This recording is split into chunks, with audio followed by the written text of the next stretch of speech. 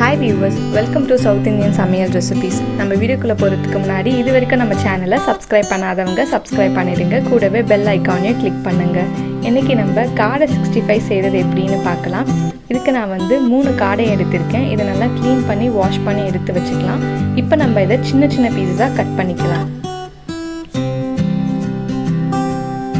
நம்ம சேனலை Facebook and Instaலயும் follow பண்ணுங்க. அதுக்கான லிங்கை கீழ டிஸ்கிரிப்ஷன்ல கொடுத்திருக்கோம். செக் பண்ணி பாருங்க. இப்போ நம்ம காடை 65 செய்யறதுக்கான மசாலாவை ரெடி பண்ணிடலாம். ஒரு பவுல்ல 1/4 ஸ்பூன் மஞ்சள் தூள், 1 ஸ்பூன் மிளகாய் தூள், 1/2 ஸ்பூன் மல்லித்தூள், 1/2 ஸ்பூன் கரம் மசாலா, 1 ஸ்பூன் இஞ்சி பூண்டு பேஸ்ட், 1 ஸ்பூன் மிளகுத்தூள், 2 ஸ்பூன் தயிர்,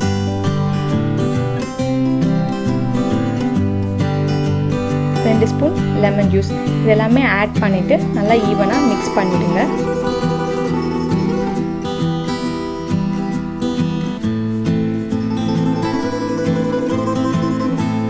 இப்போ இது கூட 1 ஸ்பூன் கார்ன்ஃப்ளவர், 1 ஸ்பூன் அரிசி மாவு ஆட் பண்ணிட்டு நல்லா மிக்ஸ் பண்ணிடலாம். ஸோ தட் நமக்கு 65 நல்லா கிறிஸ்பியாக வரும். இது கூட கொஞ்சமாக தண்ணியை ஆட் பண்ணிட்டு நம்ம மிக்ஸ் பண்ணிடலாம்.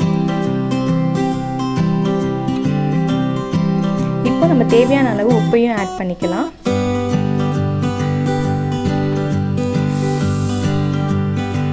இப்போ நம்மளுடைய மசாலா ரெடி. இது கூட நம்ம கட் பண்ணி வச்சிருந்த காடை பீசஸை ஆட் பண்ணிட்டு மசாலா காடையோட சேர்த்து நல்லா மிக்ஸ் பண்ணிடலாம்.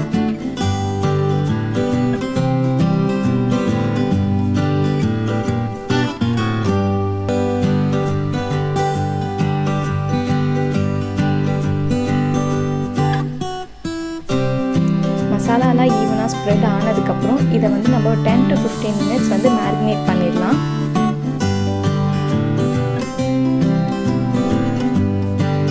மேரினேட் பண்ணதுக்கப்புறம் பேனில் நம்ம டீப் ஃப்ரை பண்ணுற அளவுக்கு ஆயிலை ஆட் பண்ணிக்கலாம்.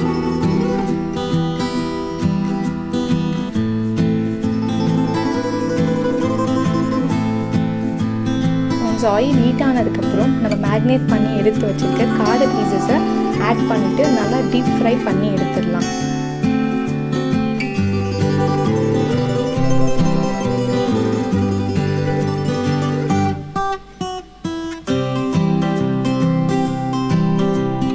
கோல்டன் ப்ரௌன் கலர் வர வரைக்கும் நல்லா நம்ம டீப் ஃப்ரை பண்ணி எடுத்துடலாம்.